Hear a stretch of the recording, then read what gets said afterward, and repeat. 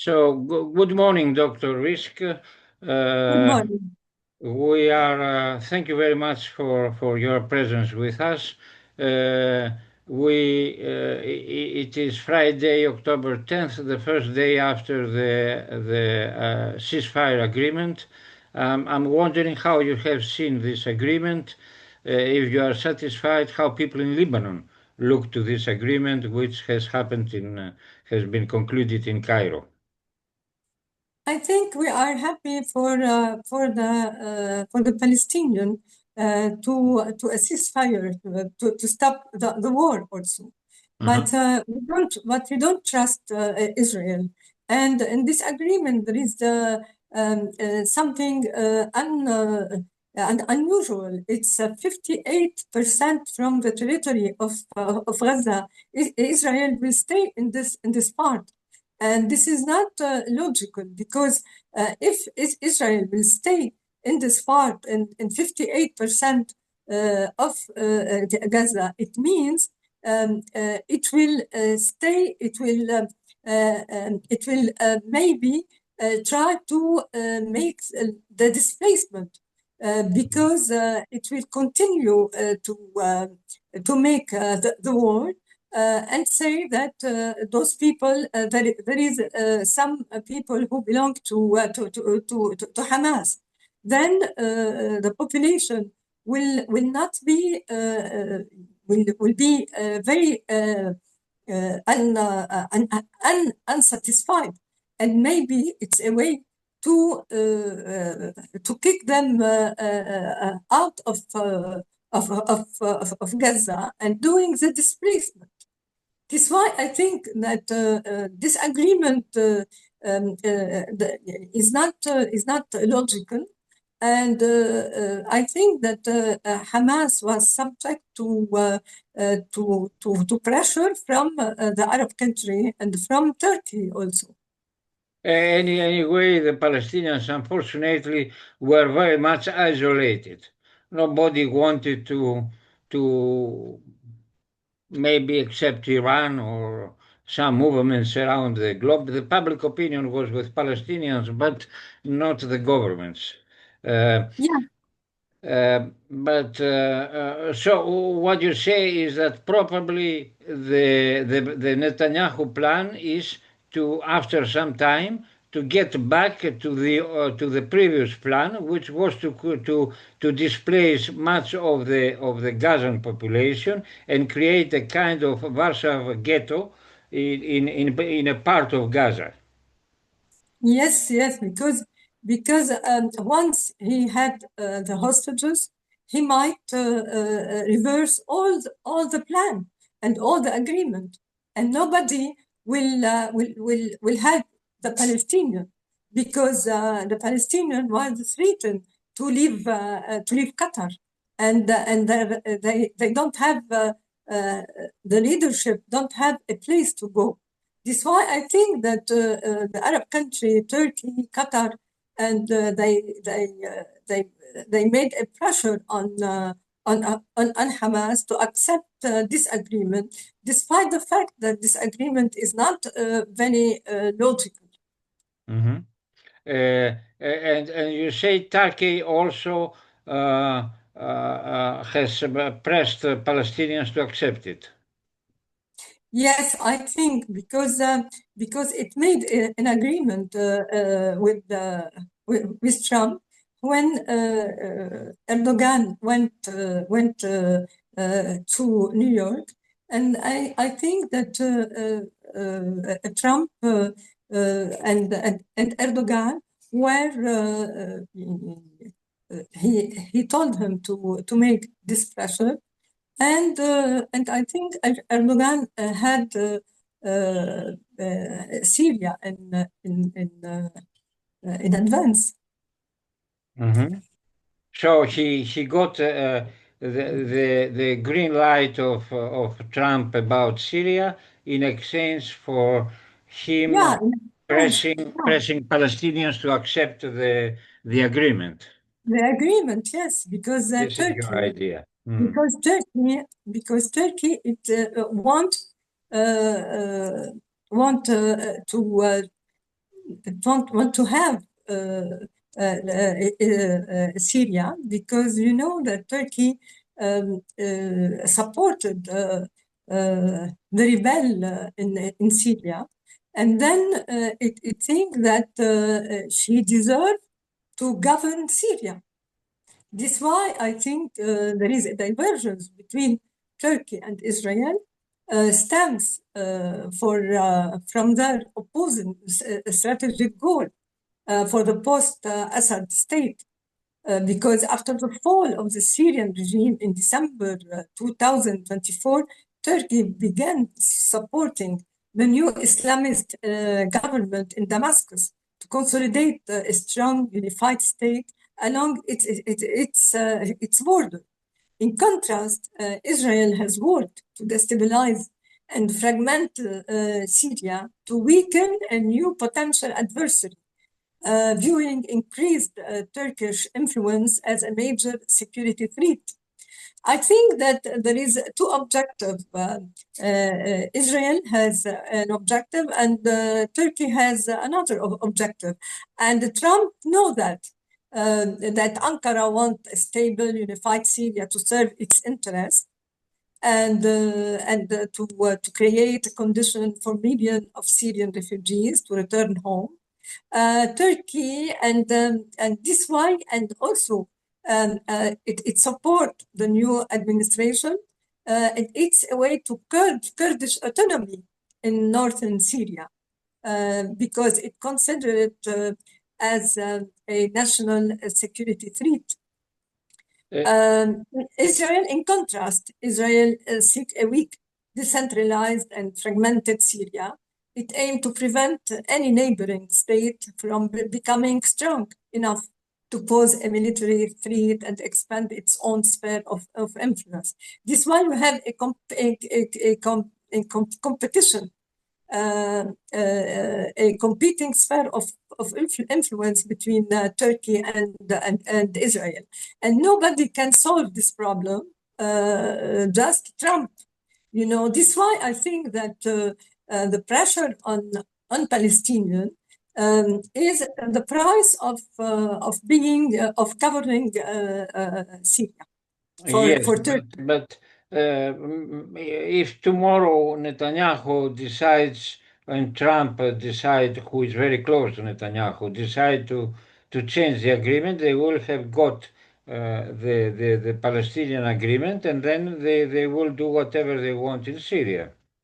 Yeah, sure, because nobody can guarantee. Scenario. Nobody can guarantee Netanyahu or Trump, because together they change their mind, you know. But today, Turkey support this agreement in Palestine, and I think it's a matter of agreement between him and Trump. Yeah.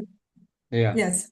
Do you think that the Trump Erdogan, so to say, understanding concerns also other matters of Eastern Mediterranean, like Lebanon, Cyprus, Greek, Turkish things, and so on? No, I don't think so. I think that there is an agreement in Syria and also in the south of Caucasus. In Caucasus, and this is very important for Erdogan to arrive in this area, because he thinks that the country who took Turkey, and they are rich in oil and energy, are very important for him. This is why he is interested in Syria, and he is interested also in the south of Caucasus, with his ally Azerbaijan. This But why it seems now that he's approaching also Armenia. yes, He is approaching Armenia. This why he is approaching Armenia because he want to arrive to this area because this area is very important for him. Area is very rich in energy and also is rich in oil and gas. And they have the same language. They are Turkish. This why he is interested in this area, and Trump, I think, interested because this area belong also to the is a sphere of influence of Russian influence. But it seems there are many problems between Russia and both Armenia and Azerbaijan. It seems Uh, that Turkey is using this void to exert its influence in South Transcaucasia. Yeah, but I think that Trump has made an agreement between Azerbaijan and Armenia, and it's the sake for the sake of Erdogan also, and not of the sake of the U.S. Only. And Erdogan had a big gift from Trump when he made this agreement between Armenia and Azerbaijan. So somehow Turkey, it is what you say, it is like Turkey, in spite of its sometimes anti-Western rhetoric, it seems to return without declaring that so much to its old role after the Second World War, which was a bastion of the West in the whole region. Yes, Objectively, I mean, not yes, some. They don't say that, but practically, if they are pressing Palestinians, if they are against the Assad regime, and if they even if they get NATO into Caspia, that means they are playing somehow the game of the United States, or not? yes. Turkey now has changed all his policy, its policy, after 2016, after the coup d'état, and after 2018, and after the economic crisis. Turkey has changed all the policy it admitted between 2010 and 2018. This why it changed this policy. First, it was supporting the Muslim Brotherhood in the Arab region, but it failed in Egypt, it failed in Tunisia, and it failed everywhere. This is why it changed its policy in the Mediterranean with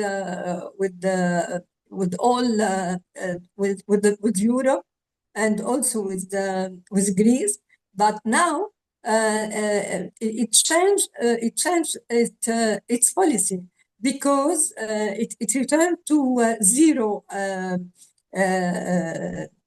problem, and also it said that he said that they want to do a mediation between countries, and this why they return to the old policy of Turkey during the 58 and 60, when they were pro-American, and they are affiliated with the American now, and they are doing the same policy, and they are supporting the American policy, and they are the man. Turkey today is the country who have a big alliance with the U.S. Mm-hmm. But it seems they don't publicize it so much. They pretend that they are Uh,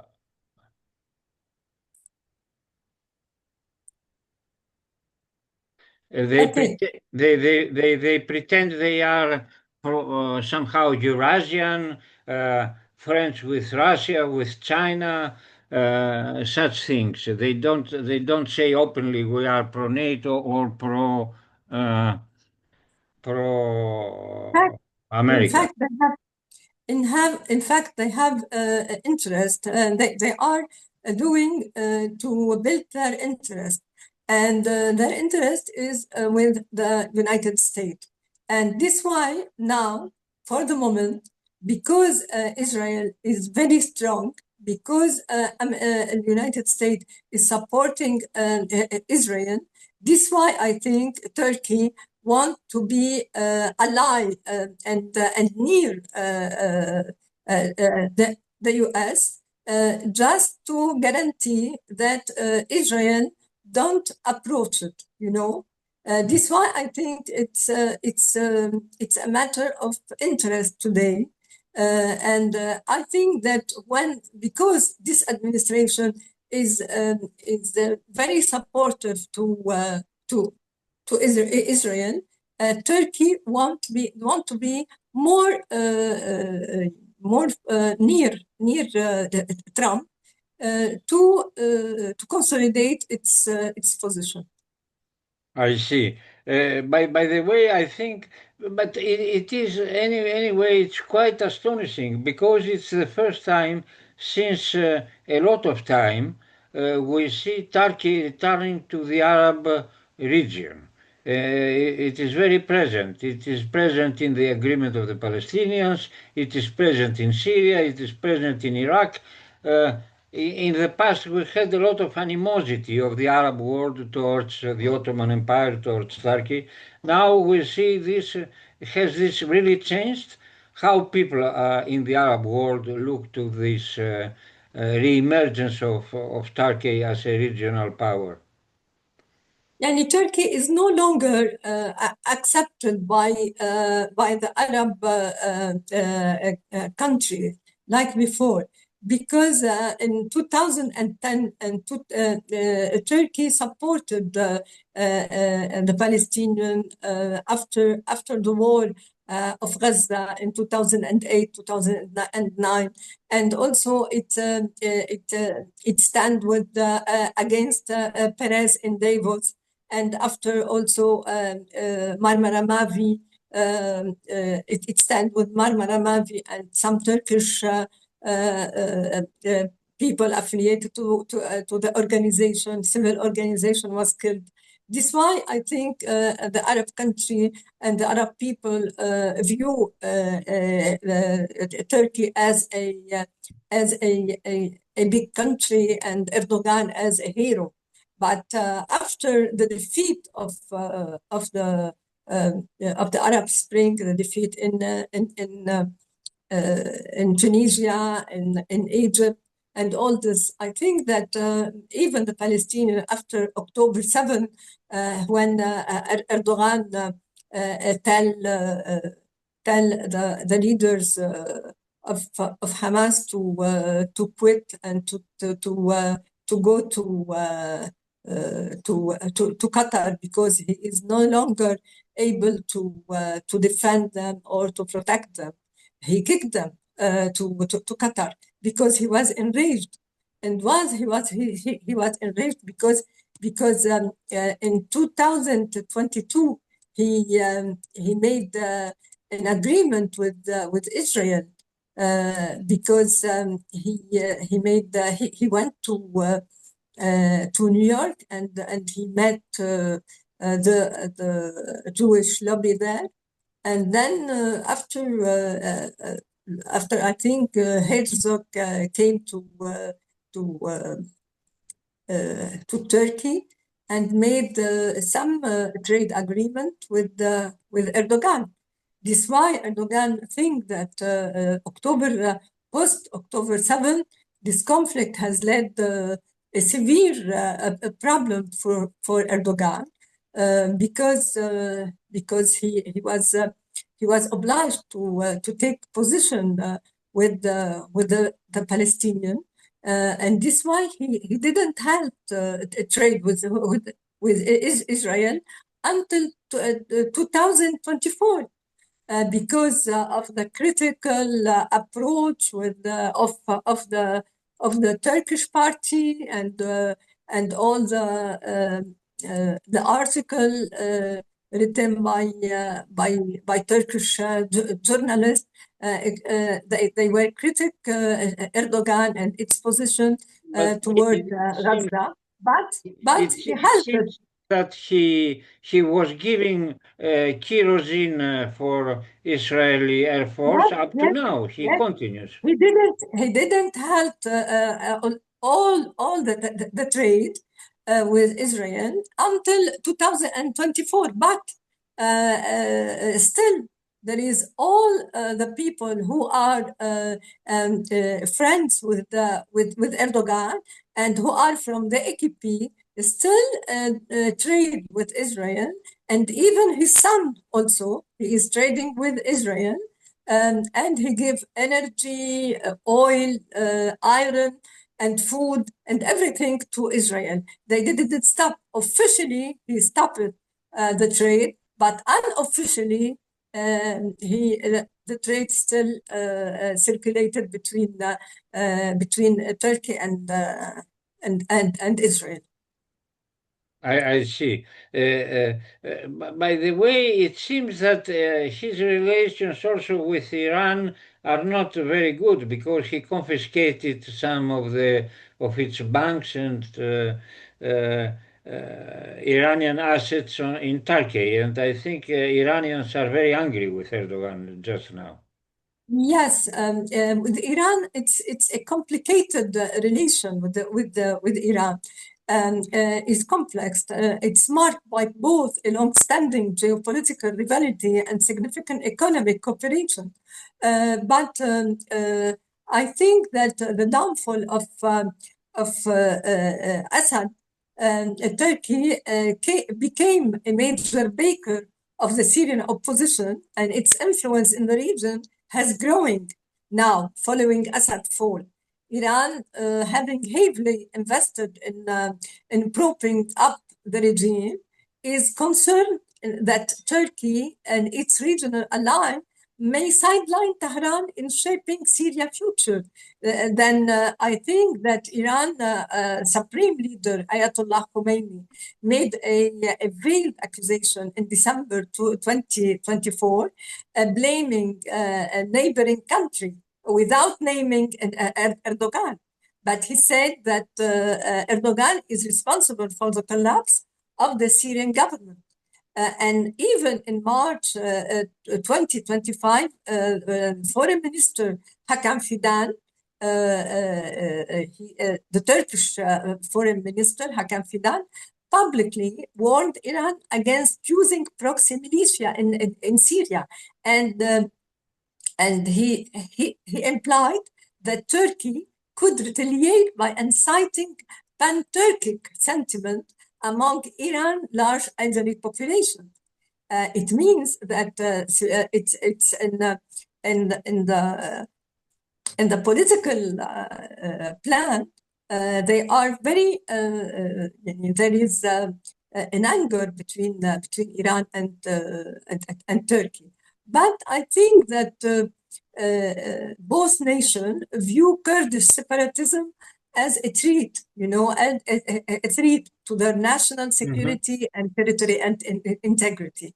This is why they have good relations concerning, particularly regarding Kurdish militant group, But but I think that following a truce and ceasefire announcement by PKK leadership in March and May 2025, Iran and Turkey held meeting to enhance border security. Then I can say that the Kurdish issue can group them and cannot divide them because the Kurdish matter is very important for them. But I think that economic relations remain a stabilizing force. And this matter of bank, I think that Turkey made it just to please Trump and to say that it is against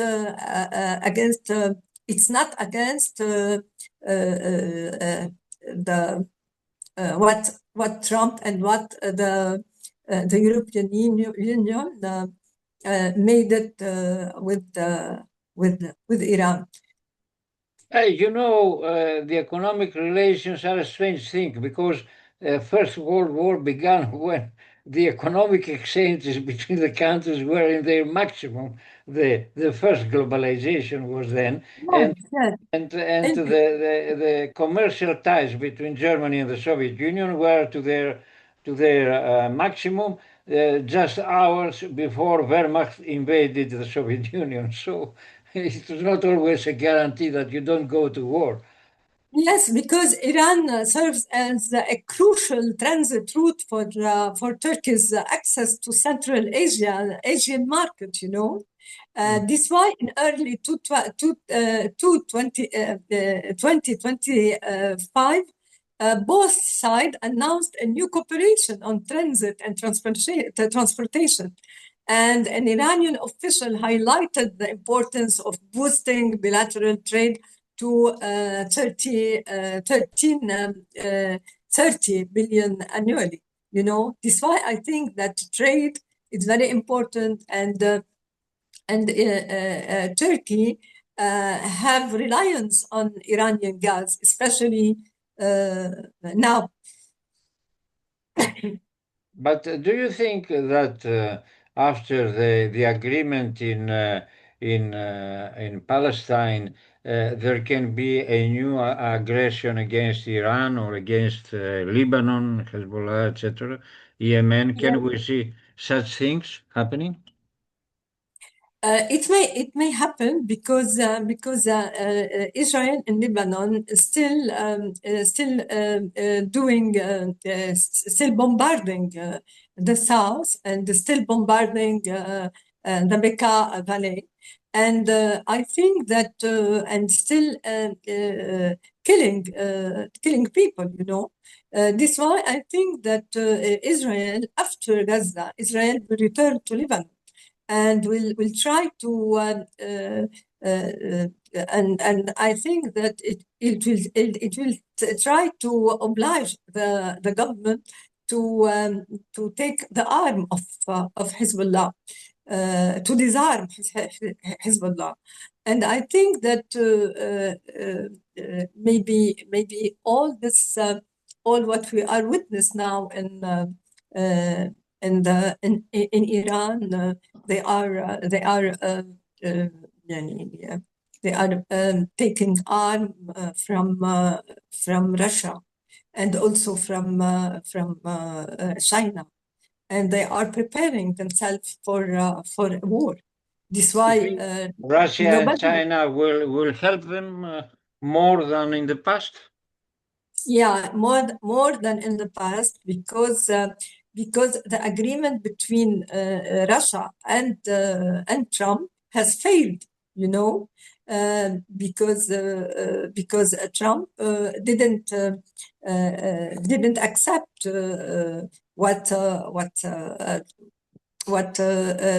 Putin wants. You know, and the agreement didn't work in Alaska. This is why I think he is providing arms to the European. Yani the US is providing arms to the European, which anger Putin. This is why I think that Putin is providing arms to Iran to say to the US that if you continue to give Europe arms, we also will provide arms also to Iran against Israel, especially that Israel also is providing arms and weapons and also technology to Ukraine. Maybe in order to threaten Russia and to try to stop any deliveries of arms to Iran. I think this was one of the reasons Netanyahu even encouraged the war in Georgia in 2008 Yes, yes, that's to right. persuade Russians not to give S-300 to Iran. Yes, yes, yes. I think that I think that Netanyahu will not consider himself as a what he have done a victory unless he convince Trump to doing a war, a second war against Iran. I think for him, a second war against Iran is a must to his victory. If not, he will consider himself he will consider that he failed because we know that the first war with Iran didn't get to finish and to have we didn't get to have anyone who won. We don't have we don't have a winner. But this why I think that the United States and also Israel will try to make another war. Yes, the United States. I don't know if there are the United States. Professor Sachs of Columbia University, who is himself an American Jew, says that somehow the United States have become a protectorate of Israel, and especially of Netanyahu. Yes. Anyway, but there is a quite strange situation in the Middle East because in the past we had the quartet, you remember, about the Palestinian question. Uh, now there is no England, there is no France, there is no Russia. It seems that there is mainly the United States and Israel, and I think this can be a dangerous situation because they can overestimate their forces and they can try to attack Iran. That is to conquer, practically to conquer all the Middle East. That means to attack Iran. It does not remain much after that. It means that the whole Middle East or Western Asia, if you prefer, will become a colony of the United States and Israel. I think the Arab countries are pro-American. They were always pro-American, and I think that the region is a protectorate of the United States. But now the United States need not just ally. She need to be to be to have the hegemony in the region, not allies. Hegemony in the region. Hegemony is very important for the United States in its war with China, because China have tried to penetrate this region and have a relation with the Saudi Arabia and with all the Gulf countries, and also have had an, a had made a mediation between Iran and Saudi Arabia, which is anger the U.S. because the U.S. has since 1982 till now had convinced the Arab country that their enemy is Iran. This is why I think that the United States need a hegemony in the region, because it doesn't want China or You mean Russia. that they want completely obedient those Yeah, countries yes, yes. And they want to do dominate yeah. and they want to dominate the oil and gas and every energy in this region, because if they dominate all this richness, they will govern the world, you know, and also they will oblige China to surrender to their demands. What you speak about is the core neocon project, which is also a project financed and created under the auspices of Mr. Netanyahu, and which means the destruction of all the regimes, including regimes friendly to the Americans, after all. They want weak states everywhere and completely controlled situation, if not a chaotic situation. I don't know. Maybe they like, Yes, they yes, prefer chaos. because the United States have a problem, an economic problem now. We are witnessing an economic problem in the United States. You know that the private sector is rich, but the government is not rich now, and you know that they have many debt. You know, this is why I think they want to dominate the richness of the world.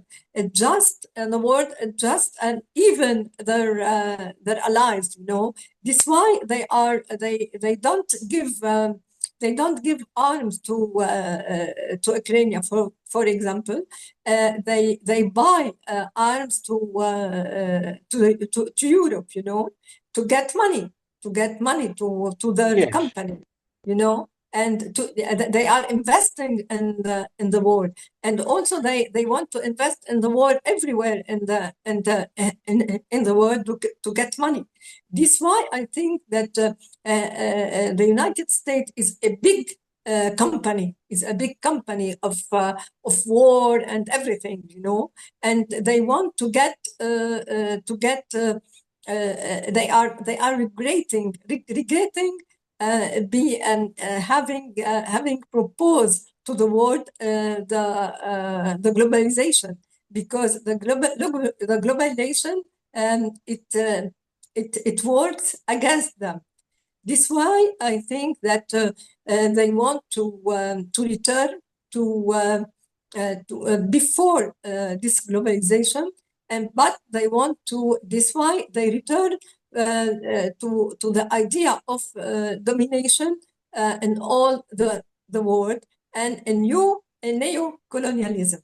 You mean that they don't win through commerce and ideology, so they think they must return to the force of weapons and arms and wars. Yes, to the new neo-colonialism. This is a kind of a new form of imperialism, piratic imperialism. Yeah. It is, Yeah. they are It's stealing from everywhere. 19th century, 19th and 18th century.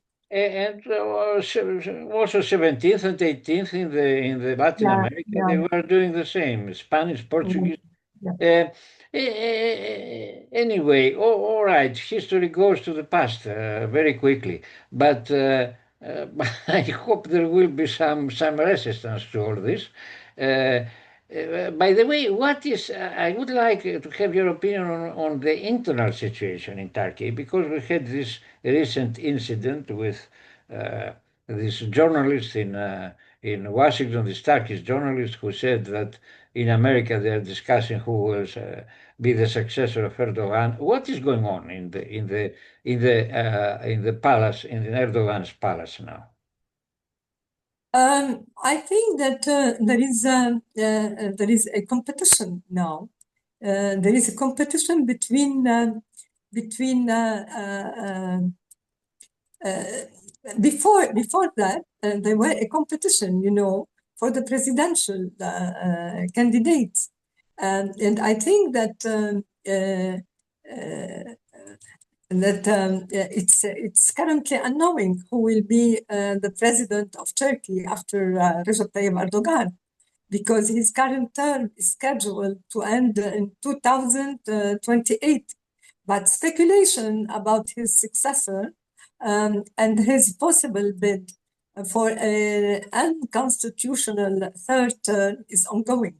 And you know that the mayor of Istanbul, Ikram Imamoglu, is considered Erdogan's main political rival and a leading contender for the opposition presidential nomination. But unfortunately, he has faced legal challenges, widely seen as a politically motivated, including But a jail Erdogan sentence. seems to have found a very simple solution to treat his political opponents. He puts them in prison, so there's no Yes, problem. yes, including a jail sentence and political ban.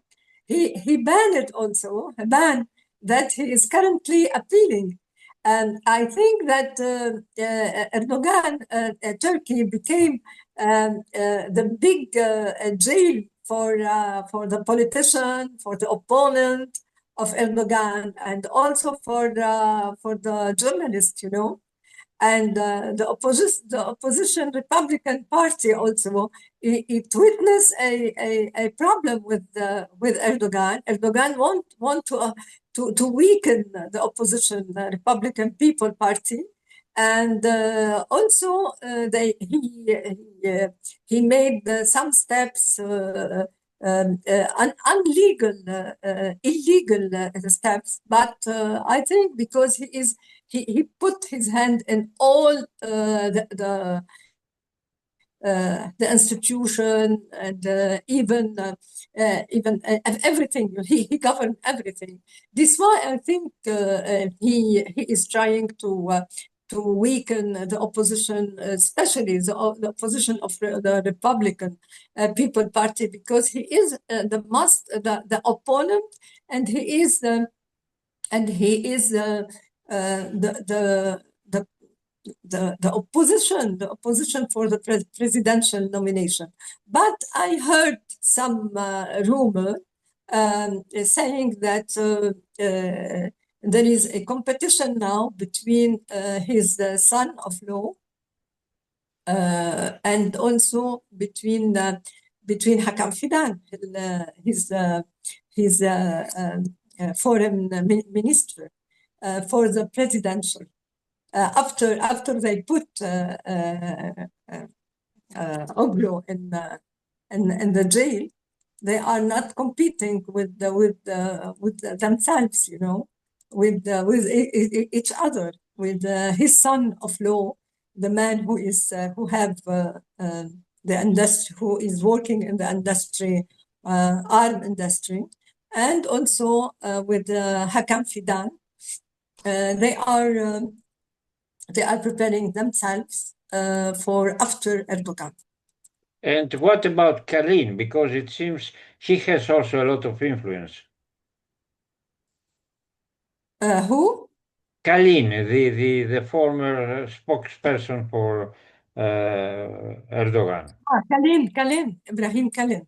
No, I don't think so. Kalin is not a competitor, but the competition is between Hakam Fidan, the foreign minister, and the son, and Erdogan's son of law, who is married with the daughter of Erdogan daughter. Behind this antagonism, this is a purely personal antagonism, or there are different social forces or political orientations behind? I think it's a political orientation, and I think that some there is not just a competition. There is some problems in the palace, you know, and those problems are very serious, you know, very serious. And I think that Erdogan find that his prime minister, his foreign minister, Hakan Fidan, became very strong, you know, and he have all the key, the political key, and of Turkey. And don't forget, he was saying always that he is the box uh, the box of his secret, you know, or the secret of the state. This why He was the former head of the Secret Service. yes, but Erdogan has always said that he have the secret, all the secret of the state, and also the secret of Erdogan. This why I think that there is a war between the people who are near Erdogan, especially his family, and Hakan Fidan. Mhm, mhm.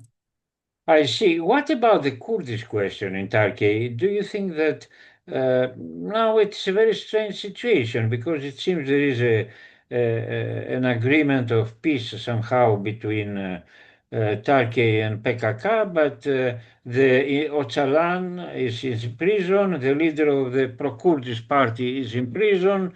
What is going on exactly? I think that when Öcalan issued a call for the PKK to disarm and transition to democratic politics, this followed. They they want to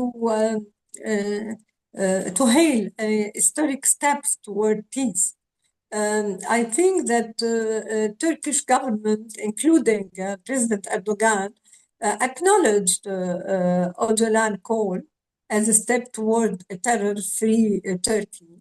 But I think he announced the establishment of parliamentary commission to oversee the peace process through details.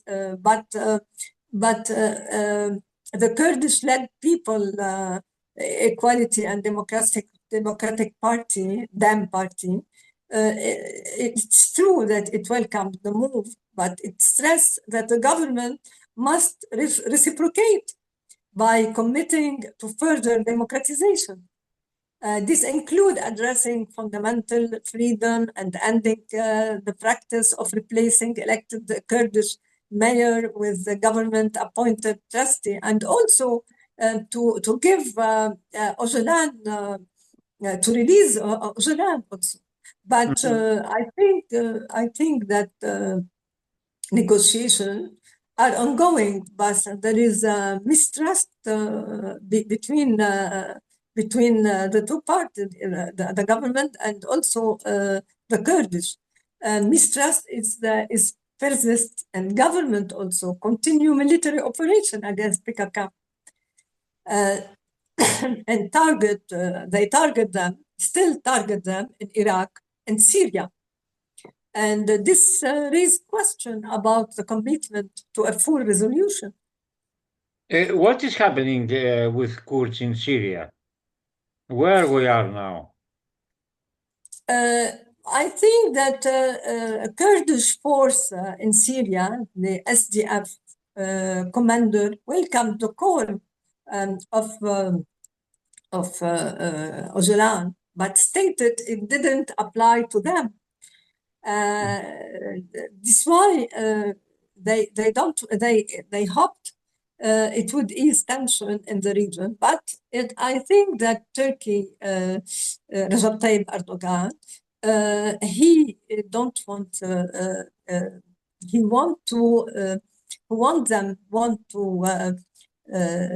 want Kurdish of Syria, the Syrian the force, the Kurdish Syrian in Syria, to release their arm to the commandment of Al-Sharia, and also to be a part of this government without having any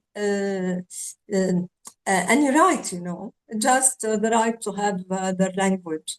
But any political right, they don't have any political right. This If why they give they up didn't. their arms, they will exterminate them. Yeah, to exterminate them politically, and if they don't want, they will exterminate. Politically or physically, sometimes it is happening. Sure, physically, especially after, I think, after Erdogan returned from New York and had this meeting with Trump. I think there is something between them about the Kurd. This is why I think that the ambassador Barak was very let's say correct and concerning what Erdogan have said about the SDF, the force of Syria, the Kurdish force of Syria in Syria, that they should release their arm and be a part of the government, and it is a You part mean the United of States ambassador in Ankara? yeah, in Ankara, but he is also in Syria. But he said that they should be a part of the government and don't have any political demand. Second and third, I think this is a part of the agreement between Erdogan and Trump. Mm-hmm. Yes. What about the internal situation in Syria? Because we are learning some things from time to time, but we are learning too little. We don't have enough information about what is happening in Syria, and the Western media, which were very much speaking about violations of human rights under Assad, they don't say much about any kind of human rights in Syria now.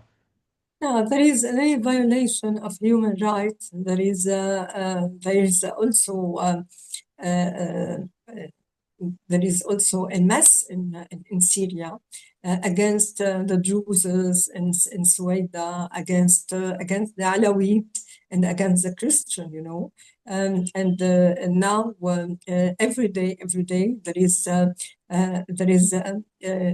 killing, kidnapping of women, killing men, and also taking those women, girls and women to the region, north region, where the Islamic group are there. They are selling women, and there is a lot of mess and lot of problem for the minority in Syria. Very very big problem. And all the minority, they are afraid. The Christian, they are quitting. They left. They are leaving Syria to go to sometime to Lebanon. In Lebanon now we have Alawite, and we have Druze also. They are But they live. I have read at some point the U.S. ambassador to Turkey threatening Lebanon and Hezbollah to disarm Hezbollah, otherwise it will lose a part of its territory. What is going on there? During the war last year in November, Israel take a territory from Lebanon. It considered as a zone of security for Israel. Lebanon demand its demand Israel to withdraw from its territory, and I think that the United States is playing a dirty role in this matter, because it say that if Hezbollah doesn't disarm,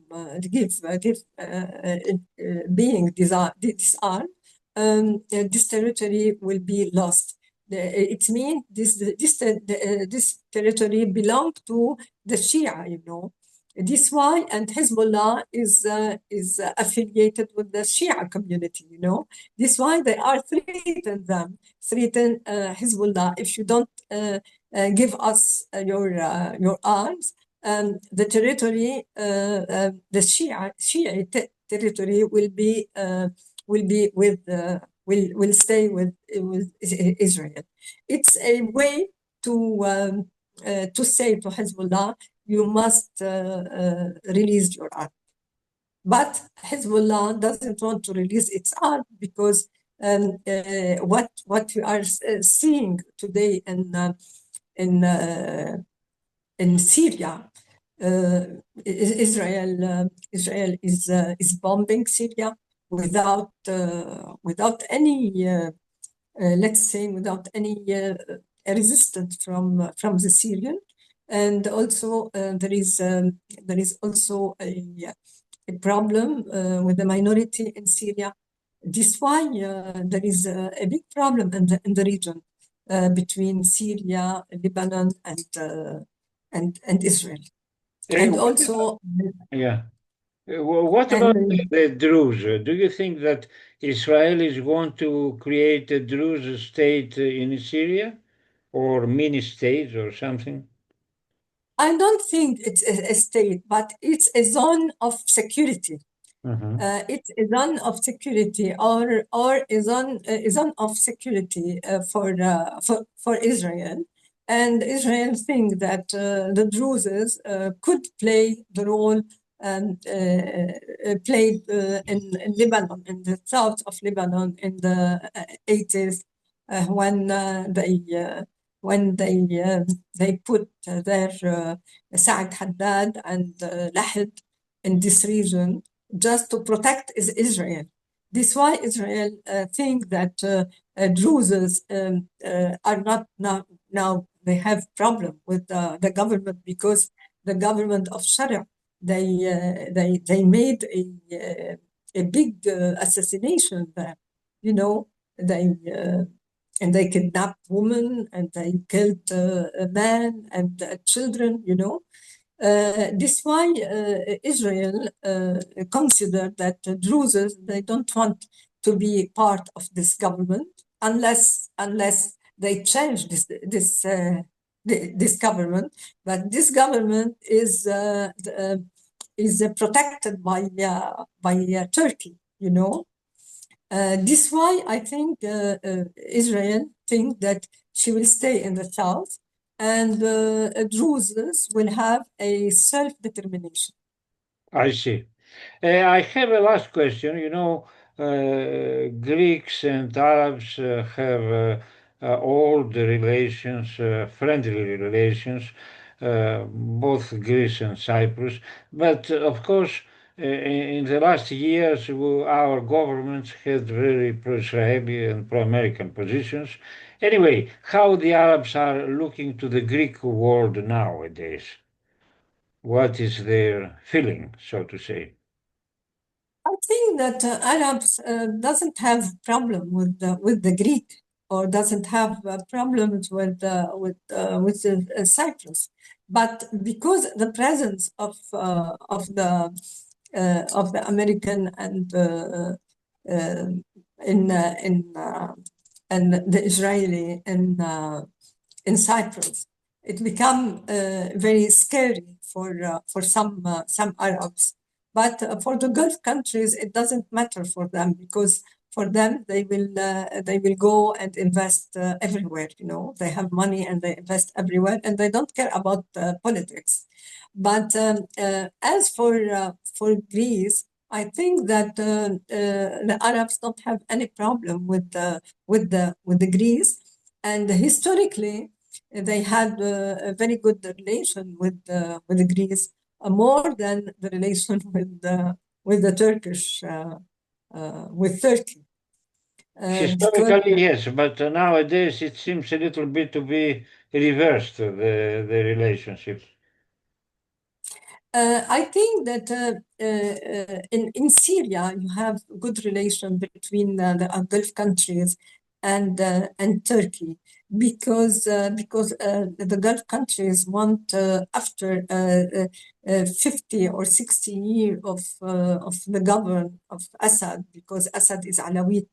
They want they want a president, a Sunni president, a strong Sunni president.